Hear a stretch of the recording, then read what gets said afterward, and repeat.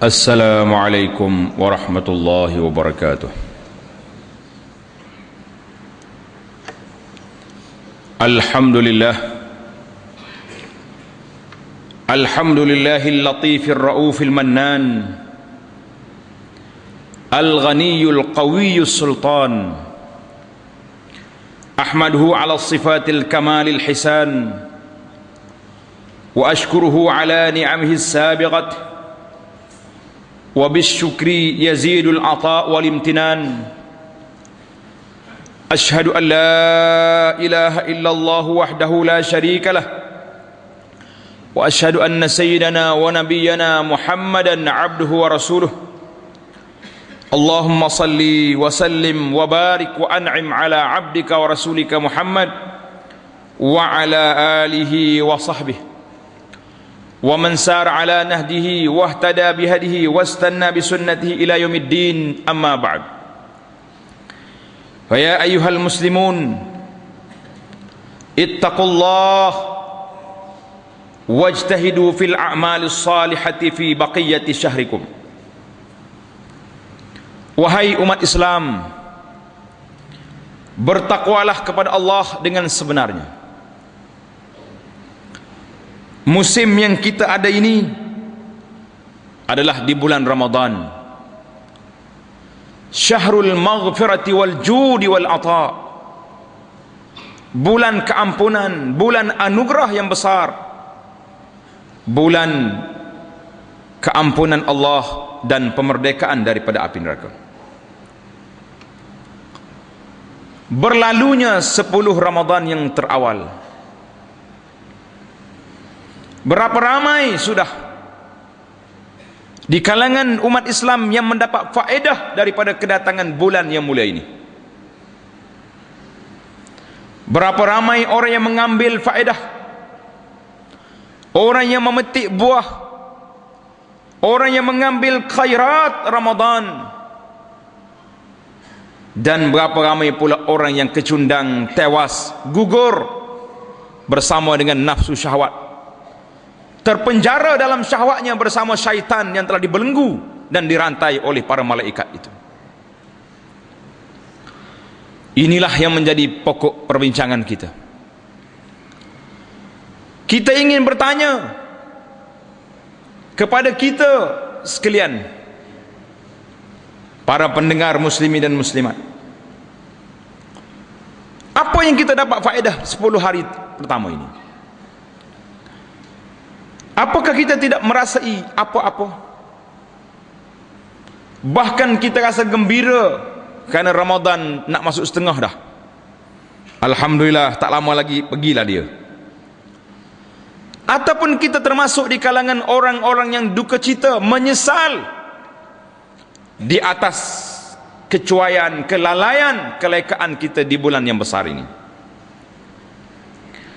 Kita kena ingat, dalam khutbah yang lepas saya telah ceritakan kepada tuan-tuan bahawa tawaran istimewa ini bukan tawaran biasa. Di dalam hadis yang lain, Nabi sallallahu alaihi wasallam bersabda,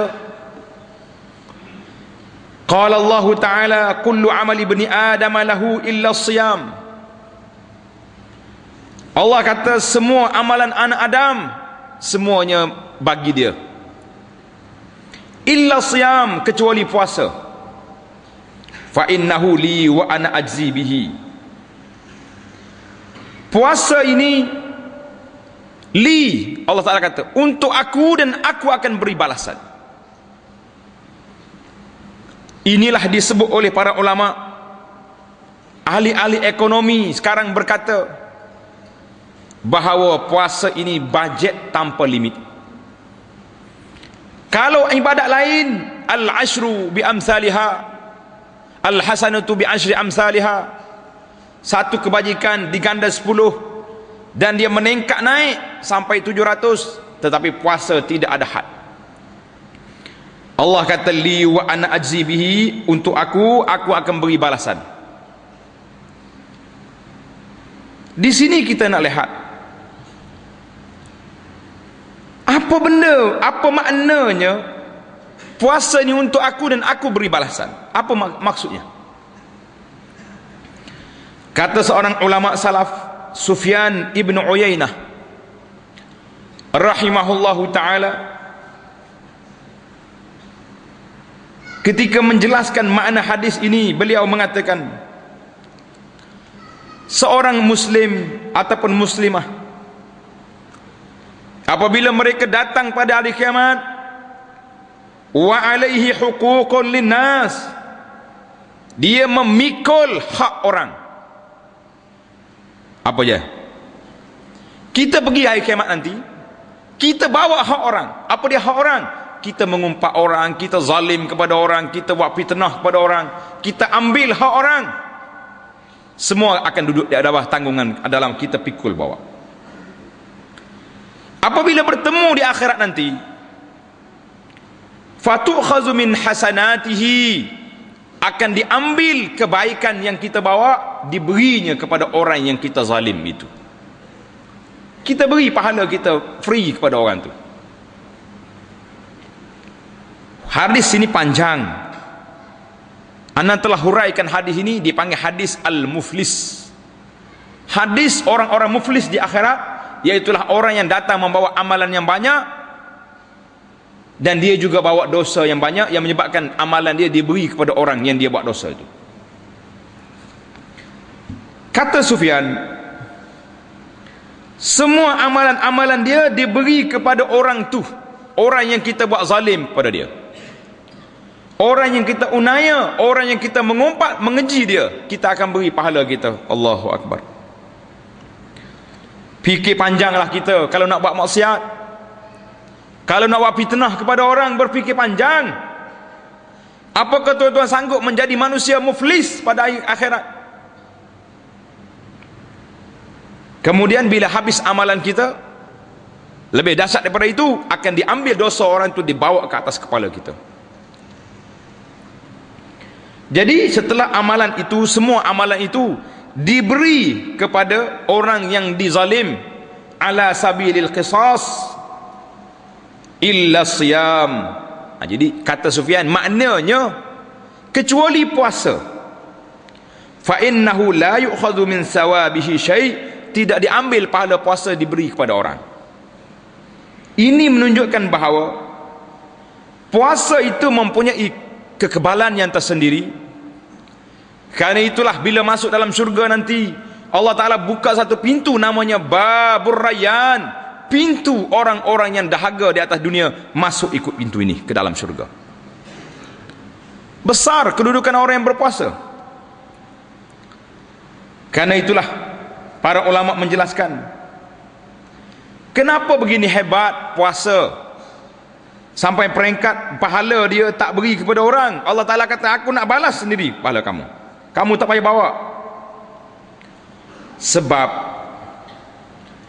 sampainya kepada darajat yang besar ini bagi orang berpuasa, kerana mereka telah merealisasikan dalam ibadat puasa ini 3 perkara kesabaran. As-sabrul awal, yang pertama, sabar yang pertama, as-sabru ala ta'atillah. Kita sanggup berpuasa, dahaga, lapar. Karena apa? Karena mentaati perintah Allah Azza wa Jalla. Sanggup berdiri malam, karena apa? Karena nak menghampirkan diri kepada Allah. Itu sabar yang pertama. Sabar menerima perintah Allah. Allah gaya kita. Sebelum pensyariatan puasa, kama kutiba alal ladzina min qablikum, saya dah cerita kenapa dibuat bandingan. Semata-mata nak suruh kita sabar, menerimanya dengan penuh keimanan. Wa thaniha, yang kedua, as-sabru amma harramallah. Yang kedua, kita sabar menahan diri daripada perkara yang Allah Ta'ala haramkan ke atas kita. Apa yang Tuhan haramkan bila berpuasa? Makan, minum, perkara yang terlibat dengan perkahwinan, kita tak buat. Alhamdulillah, semua ini, keinginan-keinginan syahwat ini kita tinggalkan. Kenapa? khaufan minallah, kerana takut kepada siksaan Allah. Sedangkan kalau kita nak buat, boleh tak boleh? Boleh. Dalam rumah kita, mana pencegah maksiat nak masuk? Tidak ada undang-undang. Bahkan hari ni pencegah maksiat pergi masuk ke dalam hotel-hotel yang direport oleh orang pun, ramai orang yang menentang, ramai orang yang mengeji. Kesian saya tengok pencegah maksiat ni, jadi mangsa dia. Orang yang buat maksiat pun marah, orang yang menentang maksiat pun marah. Itu masalah. Tapi kita hari ni, kita meninggalkan perbuatan ini semata-mata khaufan minallah, kerana takut kepada Allah. Takut apa? Pencegah maksiat tak masuk dalam rumah kita. Yang ketiga, as-sabru ala aqdarillah, sabar menerima ketentuan Allah. Allah tentukan kepada umat ini berpuasa 29 ataupun 30 hari dalam masa sebulan. Umat dulu kuat, puasanya lama, tapi ayyamin ma'dudat, beberapa hari saja. Umat ini sebulan dia beri. Kita duk fikir dah, baru ni kita fikir dah, kenapa sebulan? Jawabnya, nak mengekang nafsu, nak tahzibun nafs, nak melunturkan keegoan nafsu. Tak cukup dengan 3 hari, tak cukup dengan seminggu, sebulan kamu lapar. Aku nak tengok mau berjaya ke tidak. Alhamdulillah, tuan-tuan muslimin dan muslimat berjaya menentang nafsu, meninggalkan perkara-perkara yang diharamkan oleh Allah Ta'ala pada siang harinya. Kita juga lebih daripada itu, menentang nafsu kita, meninggalkan perkara yang diharamkan oleh Allah di bulan Ramadan dan di luar Ramadan. Kalau hanya mengekang nafsu kepada yang baik saja, yang tak baik masih lagi buat, ini bukan lawan nafsu. Ini namanya orang yang menguatkan nafsu di bulan Ramadan. Kerana masa untuk bercakap itu panjang. Dulu kita sibuk dengan nak makan. Karena itulah Allah Ta'ala berfirman tadi, fa innahu li wa ana ajzi bihi, puasa ini untuk aku beri balasan. Maka Nabi ajar kepada kita beberapa adab. Muslimin dan muslimat, kita cuba dengar. Kata Rasulullah sallallahu alaihi wasallam, wa idza kana yaumu shaumi ahadikum fala yarfus. Apabila hari kamu berpuasa, fala yarfus, jangan buat benda-benda yang tidak baik. Rafas, benda yang terlibat dengan perempuan, jangan. Tidur jauh-jauh, jangan duduk dekat-dekat. Wala yaskhab, jangan bertempik, jangan melaut, jangan memaki. Tutup mulut, senyap. Orang maki kita, diam. Tapi ingatlah, jangan pula sebab orang maki kita kerana kita parking kereta kita di belakang kereta orang, lepas bila orang marah kita diam. Itu dia panggil lembu kenyang lagu tu. Kalau orang marah kita bersalah, minta maaf je lah. Maaf cik, saudara, maaf, saya ingatkan tuan lambat lagi tadi. Ini kadang-kadang berlaku dekat masjid ni. Kita pergi lambat, tengok parking tak ada, pernah pergi belakang kereta orang. Bila masuk masjid dah mari lambat, nak qada kononnya, nak keluar lambat pula, berzikir panjang-panjang. Kita tak ingat kereta kita sekat lorong orang. Orang tu mari awal, tak apa dia balik awal. Kena ingat. Jadi kalau orang marah kerana kita bersalah, minta maaf. Tapi kalau dia marah kerana tak ada salah, fa in sabahu ahadun, kalau seorang maki kita, au qatalahu, ataupun orang nak perang kita, falyaqul inni mru'un shaim, kamu jawab, saya berpuasa, minta maaf lah. Awak makilah seorang, tapi apa yang saya salah, saya minta maaf. Cukup, stop setakat tu ya, jangan duk panjang-panjang lagi. Wallazi nafsu Muhammadin biyadih, demi diri Muhammad ini di tangan Allah, la khalufu famis shaimi atyabu indallahi min rihil misk. Nabi kata bau mulut orang yang berpuasa itu lebih haram di sisi Allah Ta'ala daripada bau kasturi. Kita sama kita mungkin tak selesa bau mulut, maklumlah perut dah kosong tengah hari petang. Lis-shaimi farhatan, bagi orang berpuasa itu dua kesukaan, kegembiraan. Yafrahuhuma iza aftara, mereka akan gembira bila masuknya waktu maghrib, buka puasa, bismillah, makan. Sudah makan jangan lupa doa buka puasa, zahabaz zama'u wabtalatil uruq wastabatal ajru insyaallah. Jangan terlupa memuji Allah. wa fariha wa idza laqiya rabbahu farih bisaumihi. Suka kerana kita boleh buka puasa. Zahabaz zama'u, telah hilanglah dahaga. Wa batallatil uruq, orang-orang telah menerima balik dia punya tenaga. Wa sabatal ajru insyaallah, Allah Taala tetapkanlah pahala yang kita puasa ini tak hilang insya-Allah. Yang kedua kita suka kenapa? Wa idza laqiya rabbahu, bila kita bertemu dengan Allah Azza wa Jalla di hari kiamat nanti, kita akan gembira kerana pahala puasa yang begitu besar yang telah dijanjikan oleh Allah Azza wa Jalla. Karena itulah Allah Taala janji dalam Al-Quran Al-Karim, a'udzubillahi minasyaitanir rajim, innama yuwaffas sabiruna ajrahum bighairi hisab. Sesungguhnya Allah Ta'ala sempurnakan pahala orang yang berpuasa, orang yang sabar, bighairi hisab, tanpa hisab. Yang kita agak-agak boleh banyak mana, tanpa limit Allah Ta'ala beri. Demikianlah orang berpuasa mendapat kelebihan yang tinggi. Karena itulah kata ulama salaf rahimahullah, tuba liman taraka syahwatan hadirah. Keuntungan, kebahagiaan, kebertuahan bagi orang yang meninggalkan syahwat yang hadir, yang sekarang, min ajli mau'idin ghaibin lam yarahu, semata-mata menunggu janji-janji yang Allah Ta'ala janji sediakan untuk kita, yang kita tak tengok di atas dunia ini. Kita yakin semua apa yang ada ini adalah kehendak Allah. Apa yang ada ini adalah perintah Allah. Karena itulah muslimin dan muslimat, tuan-tuan, orang yang berpuasa, ayyuhas saimun, orang-orang yang berpuasa sekalian, 10 hari berlalu. Apakah kita rasa kita telah dapat memenuhi kriteria, memenuhi ciri-ciri as-saimul qaim, orang yang berpuasa di siang hari, berdiri membaca Quran, berzikir, bertasbih pada malamnya? Ataupun kita masih dalam kategori yang pertama, yang kedua, orang yang dia siang harinya berpuasa, mulut tak makan, tetapi keluar macam-macam sumpah seranah daripada mulut kita. Mata asyik duk tengok benda-benda yang haram pagi sampai petang. Malam pergi terawih, tengah jalan lari.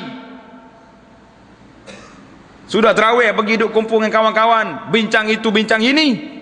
Inikah kita?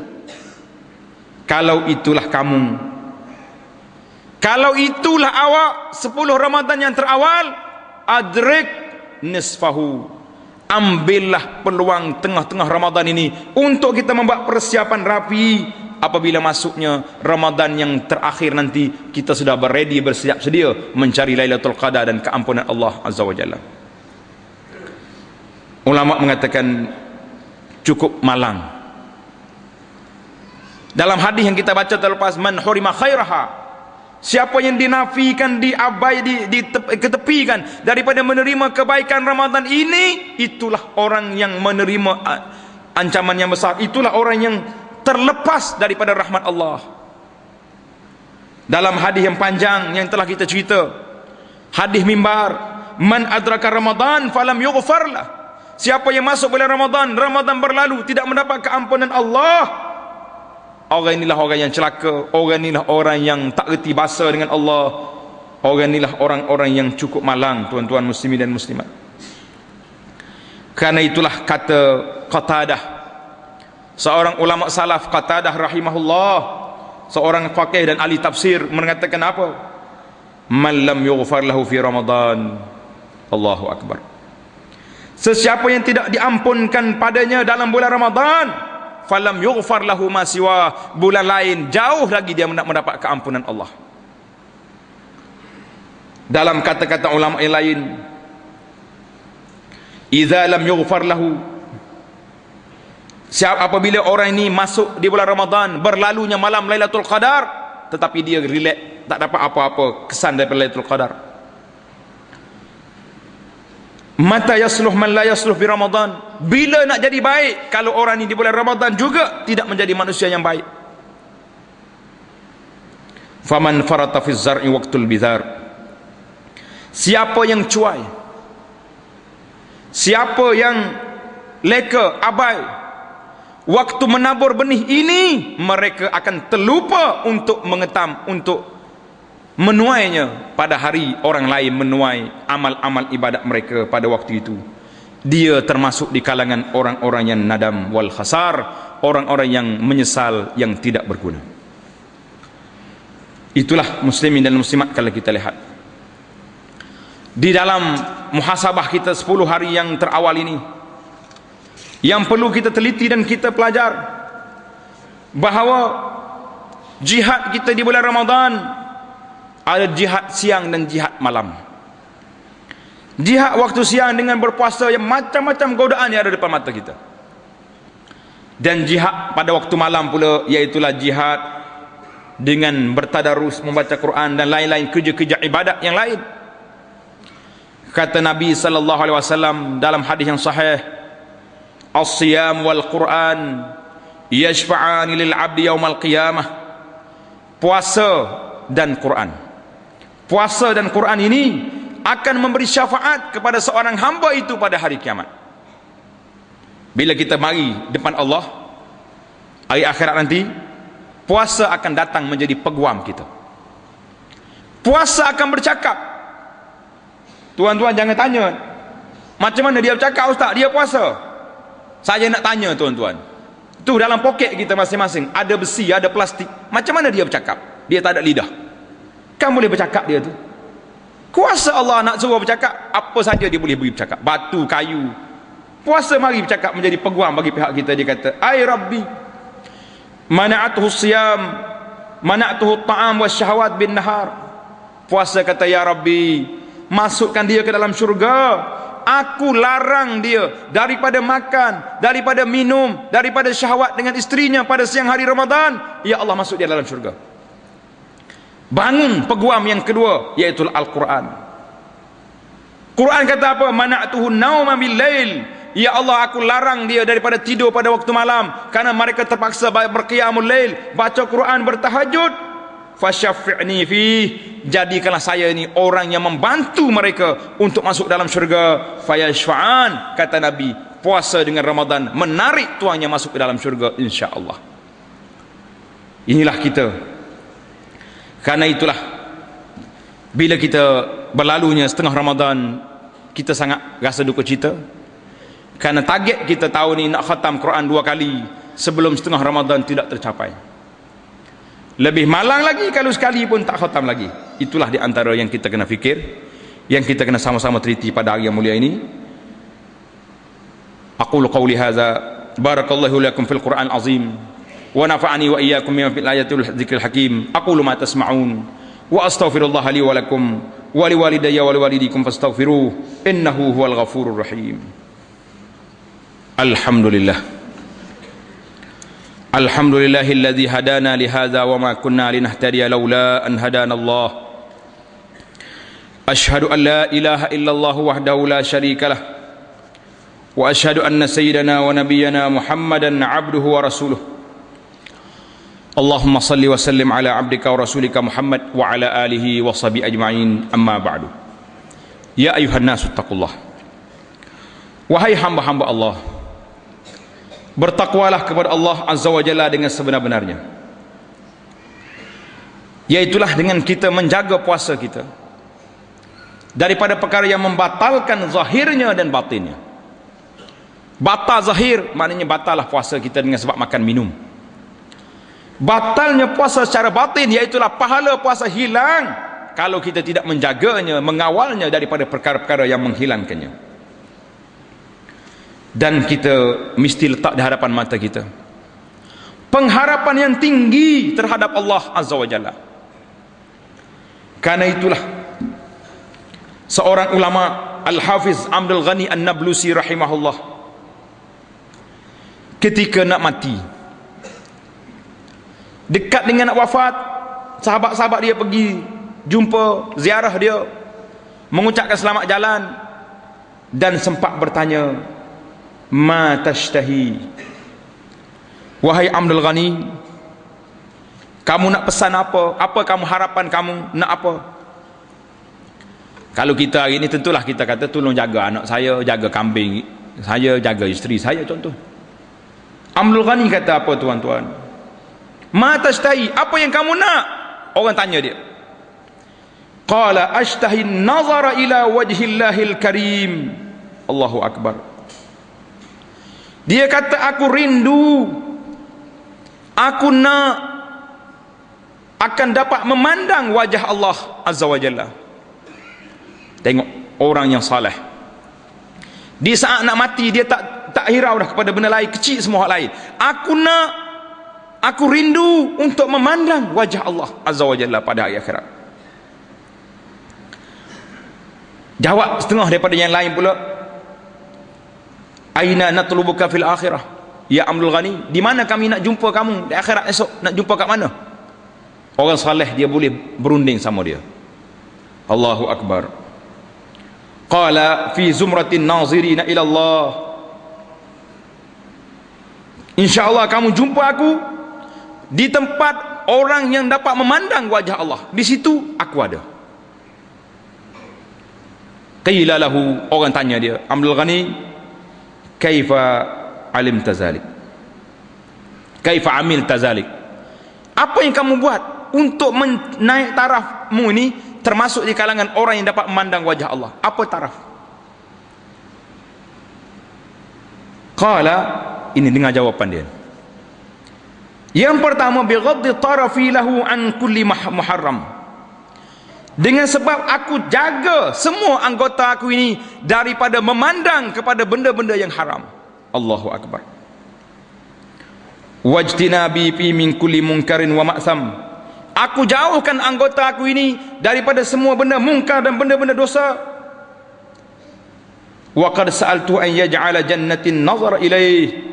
Aku telah memohon kepada Allah supaya anugerahkan kepada aku dengan aku jaga anggota aku ni, tak tengok pada benda yang haram, jauh daripada perbuatan yang haram, supaya Allah Ta'ala jadikan aku ini terdalam syurga aku ini, iaitulah dapat memandang kepada wajah Allah Azza wa Jalla. Inilah orang-orang yang hebat, tuan-tuan muslimin dan muslimat. Fatashabbahu illam takunu mislahum. Ali Syair kata fatashabbahu illam takun mislahum. Cuba-cubalah, tiru-tirulah orang-orang yang saleh, kalaupun kita bukan dekat dengan orang yang saleh. Fa inna tashabbuha bil kirami falah. Meniru perbuatan orang yang saleh ini satu kebaikan, satu kemenangan. Tapi kalau kita duk tiru kawan-kawan kita hak malah ni, mana tu tak pergi lagi masjid, ramai lagi gu tak pergi. Jawabnya itulah kita. Kita kena tengok orang yang pergi awal, nampak orang pertama naik motosikal, kereta dah pergi masjid, kita lari terus pergi. Nak tengok orang yang baik-baik pergi. Di antara perkara yang saya nak sebut sikit di sini sebagai peringatan, iaitulah kita tengok masih ramai lagi umat Islam yang leka dengan Ramadan, mensia-siakan waktu dengan benda-benda yang tidak berfaedah. Bahkan kalau pergi masjid pun tidak menyempurnakan amal ibadat. Apalagi kalau menulikan telinga daripada mendengar nasihat, daripada mendengar azan, pergi sembahyang berjamaah, ada tazkirah, kita lari balik tak nak dengar. Ada nasihat, kita buat lembu kenyang, buat tuli je, tak mau ikut. Coba kita ubah di saat tengah Ramadan yang kedua ini.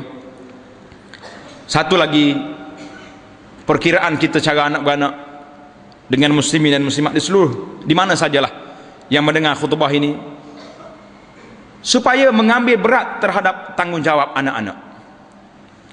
Hari ni ramai mak bapak dihantar wakil, anak pergi awal ke masjid, berlari sana berlari sini. Bila AJK masjid, rakan masjid tangkap dia, panggil nak cari ayah dia, nak suruh larang anak ni. Dia kata ayah saya tak mari, saya yang mari. Subhanallah, bulan Ramadan hantar wakil suruh pergi sembahyang tarawih. Bukan sembahyang tarawih pun, pergi buat bising kat masjid. Pak dia entah di mana. Ini satu penyakit, penyakit berat ni. Penyakit yang kurang berat sikit, kalau ayah mari juga tapi biarkan anak-anak bermain, ini agak berat. Karena itulah tuan-tuan muslimin dan muslimat, saya telah bentang satu kertas perbincangan daripada para ulama Syafi'i, ulama mazhab Syafi'i. 5 ulama besar mazhab Syafi'i mengatakan tidak menjadi kesalahan kita bawa anak kita yang sudah memayyiz, yang sudah pandai, yang sudah pergi sekolah dah, kita bawa dia tak tepi kita dalam sah semaya, tidak putus sah salat. Yang kata sah putus sah salat tu diambil di mana?